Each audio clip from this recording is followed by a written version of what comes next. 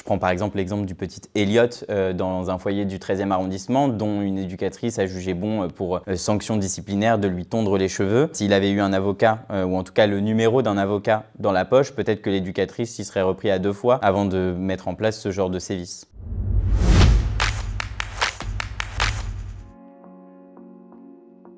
Je m'appelle Davy Beauvois, j'ai 25 ans, je suis un ancien enfant placé de mes 3 à mes 23 ans et aujourd'hui je suis membre du comité de vigilance des enfants placés.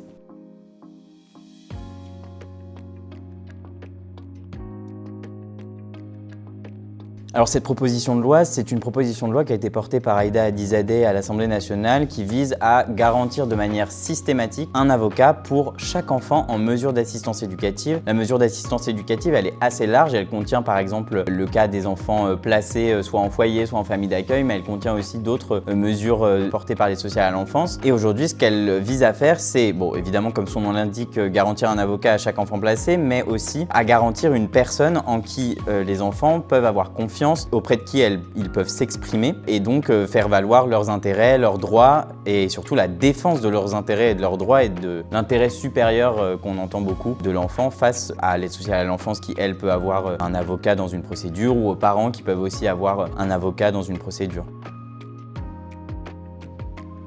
Il y en a plein en réalité, ça permettrait par exemple d'éviter certaines dérives au sein de l'aide sociale à l'enfance. Je prends par exemple l'exemple du petit Elliot dans un foyer du 13e arrondissement dont une éducatrice a jugé bon pour sanction disciplinaire de lui tondre les cheveux. S'il avait eu un avocat ou en tout cas le numéro d'un avocat dans la poche, peut-être que l'éducatrice s'y serait repris à 2 fois avant de mettre en place ce genre de sévices.